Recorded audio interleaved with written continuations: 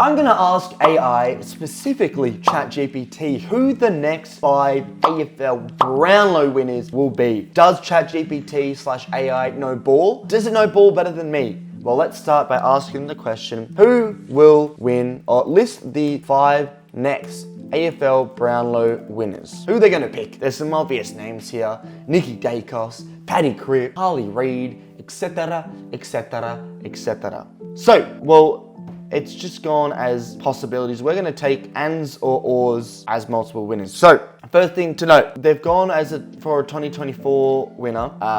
Well, this is a little bit awkward. Let me just ask them, what about 2029? That was not proper English. And did it even work? Yes, it did. Okay, awesome. So, they have gone with this here. 2025, they've got Caleb Serong. 2026, they've got Errol Goulding. 2027, Zach Butters. 28, Tom Green, and 29, Jai Newcomb. So, let's discuss who I think will be Brownlow winners in all these years. 2025, I'm gonna give you 3 names per year. In 2025, I've got Chad Warner, Nick Dacos, or Zach Butters as likely candidates. I don't think Cripps is gonna stay fit. I think the Bont's sort of slowly losing that touch he has for the umpires. I still think he's one of the best, but the umpires don't love him anymore. Neil won't win it. I think he's out of those 3. Caleb Strong, I think, is really good, but I think for Fremantle, Young, Bolton, Brayshaw will take too many votes away from him. I think Dacos is by far and away Collingwood's best midfielder, gets the votes easily. Only his brother and De Goey he really has to compete with. Chad Warner, you might be thinking, well, why have we got him in there? So many good Sydney midfielders. Can Heaney do a back-to-back amazing season? Maybe, but for Chad Warner, I predicted him to win the 2024 Brownlow really early on, and that was a great shout because he had a really good season. But I think in his contract year, he's going to cook even more. And he's just going to get better, and I think he's just going to be unstoppable. And Zach Butters, he polls really well. He does have a lot to compete with, but purely based off history in recent years, he could be the Brownlow winner. Who am I going to go with in 2025? Not Caleb Serong. I'm going to go with Nick Dacos. I think Nick Dacos is going to be resemblant of Collingwood in 2025. I have Collingwood winning the flag in 2025, and I just have Nick Dacos therefore being a big contributor to that. As long as he stays fit, and look, the only players he really has to compete with are Cripps, Bont, Butters, those types of players if they stay fit all season. I think Dacos has a really good injury record. I just back him in. I think he's the best player in the comp. Between him or Bontempelli for me, or Cripps. But I just had to go with Dacos in 2025. He's deserved one by now. How he hasn't won one is ridiculous. He's breaking records and he still can't win it. He's gonna win it in 2025. Now, 2026. The interesting thing about 2026 is they've gone with a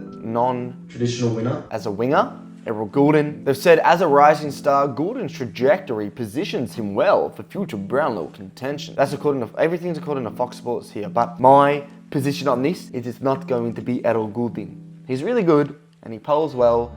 We all get it. But is a winger going to win it? No, I just don't think so. Now, for a bit of context, if you watch my future or my past videos and past TikToks, FTFooty follower, you would have seen my next 10 AFL Premiership winner prediction. And I think who wins the flag is pretty indicative of who's going to be high up in the Brownlow that year. Not always, but generally is. I've got Hawthorn winning in 2026, but I do have Sydney still doing really well. So I think Goulding does make sense. For me, 2026 will be between some of the Port Adelaide boys, some of the Sydney guys. I think Jai Newcomb for Hawthorn and Will Day will have a really good season. Obviously, you'll still have players like Sarong, you'll have players like Tom Green, players like even someone like Jordan Dawson, Isaac Rankin. This is the problem, there's so many players to predict. But we've got to go off the past, we can't go too rogue here. In 2026, I am going to go with Zach Butters. I think Port Adelaide, I think they need to get rid of Ken Hinkley, bring Josh Carr in, the likely replacement, maybe Stewie Dew, and I think they're going to just cook. And I think Zach Butters is by far and away the best of the midfielders there at Port Adelaide.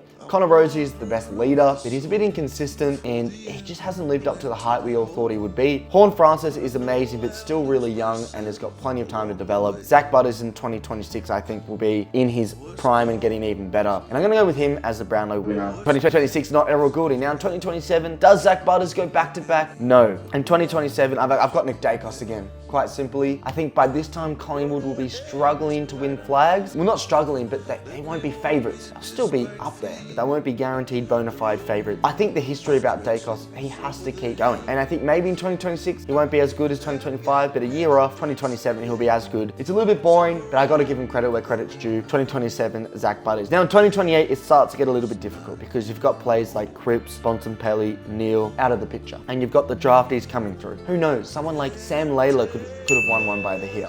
by now. Ben O'Sullivan, Will Ashcroft, either one. I don't care what Ashcroft you choose. One of them will win.